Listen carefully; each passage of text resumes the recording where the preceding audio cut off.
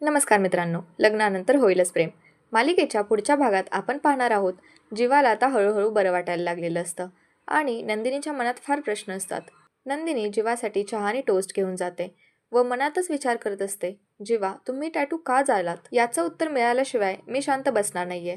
कारण तुमचं प्रेम एकतर्फी नव्हतं हे तर क्लिअरली कळतंय मला. दुसरीकडे पार्थने काव्यासाठी फ्रूट सॅलेड बनवलेलं असतं, पण काव्याला काहीही खायचं नसतं. तिला उद्यापर्यंत उपवास पकडायचा असतो, पण पार्थला तिला उपाशी झोपू द्यायचं नसतं. म्हणून तो त्यांनी बनवलेल्या सॅलडचं खूप कौतुक करत असतो, कारण काव्याने ते खावं. तो म्हणतो, वा पार्थ देशमुख, काय टॅलेंट आहे तुमच्यात. जगातील टॉप 30 आर्किटेक्टपैकी एक असलात तरी पण हे टॅलेंट आहे तुमच्यात. त्यावर काव्या म्हणते, झालं तुमचं स्वतःचंच कौतुक करून. स्वतःच बनवलेल्या पदार्थाचं स्वतःच कौतुक कोण करतं. त्यावर पार्थ म्हणतो, मी करतो. काय आहे, एखाद्याने मेहनत करून कोणासाठी बनवलं असेल आणि त्याला त्याची किंमत नसेल तर स्वतःचं कौतुक स्वतःच करायचं असतं. त्यावर काव्या फार चिडते आणि म्हणते, मी खातेच एकदाचं हे फ्रूट सॅलेड, नाहीतर रात्रभर तुमचं हे कौतुकाची फिल्म सुरू राहील. आणि पार्थ तिला फ्रूट सॅलेड देतच असतात, पण खूप हळूहळू देत असतात. काव्या त्यांच्या हाताला हात धरून पटपट वाढून घेते व खाऊ लागते. तिला सॅलेडमधली वेलची फार आवडते. तिला सॅलेडमध्ये वेलची लागते. तिला खूप आवडते वेलचीची पूड. त्यावर पार्थ म्हणतो, घ्या. एवढ्या फ्रूट सॅलेडमध्ये यांना काय आवडलं तर वेलचीची पूड. पण थँक्स टू नंदिनी, कारण नंदिनीनेच मला ही आयडिया दिली होती. यांना माझं बनवलेलं फ्रूट सॅलेड तरी कमीत कमी आवडलं. त्यावर काव्या म्हणते, काय बोललात का तुम्ही. तर पार्थ बोलतो, छे छे, माझी एवढी हिंमत आहे का की मी तुमच्यासमोर काही बोलेन. त्यावर काव्या म्हणते, मारला टॉन्ट पुन्हा एकदा तुम्ही. आणि ती सॅलेड आवडीने खाऊ लागते. तेवढ्यात पार्थ तिला म्हणतो, थांबा थांबा. तर काव्या म्हणते, आता काय झालं.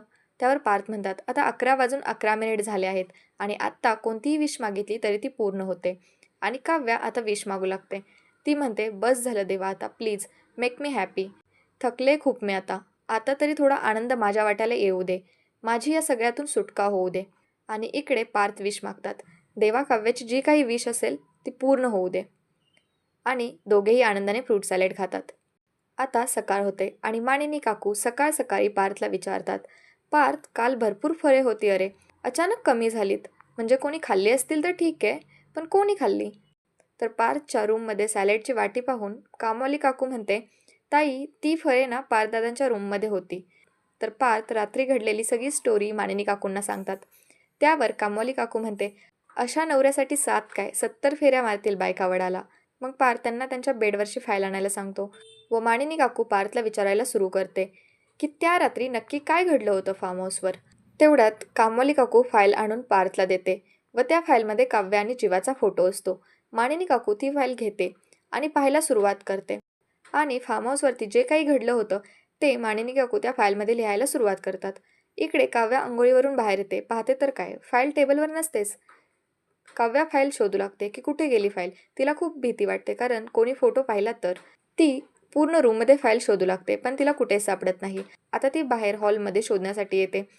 तेवढ्यात तिला मानिनी काकूंच्या हातामध्ये ती फाईल दिसते. काव्या कसंही करून तो फोटो घ्यायचा बघते, पण तिला जमत नाही.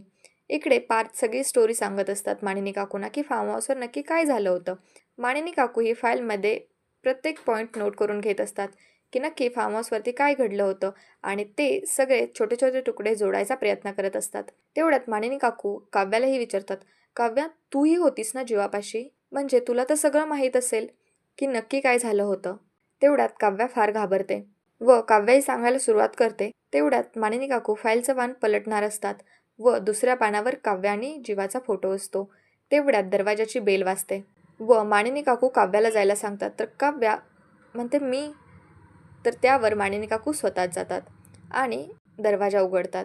तेवढ्यात काव्या पटकन ती फाईल घेते आणि इकडे काव्याची मैत्रीण अनिशा आलेली असते. तर काव्या म्हणते, अशी अचानक कशी आलीस तू अनिशा.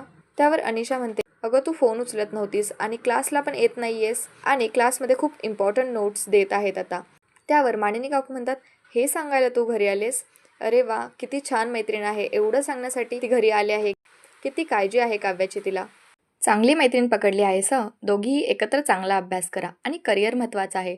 म्हणून मानिनी काकू काव्याला तिच्या हातातली नोटबुक मागतात, ज्यामध्ये काव्य आणि जीवाचा फोटो असतो. दुसरीकडे नंदिनी जीवाला मदत करत असते त्याला शर्ट घालण्यासाठी. आणि इकडे तिला कपाटामध्ये पुन्हा एकदा काव्य आणि जीवाच्या हाताचा मोल्ड दिसतो. त्यावरती जीवाला म्हणते, जीवा तुमचं प्रेम एकतर्फी नव्हतं ना. त्या मुलीच्या नावाचा टॅटू का जाळलात तुम्ही. तुम्ही त्या मुलीला विसरला नाहीये त्याची मला आता पूर्णपणे खात्री पटली आहे. तुम्ही कितीही म्हणत असाल तरी तुम्ही त्या मुलीपासून मूव्ह ऑन झालेले नाही आहात.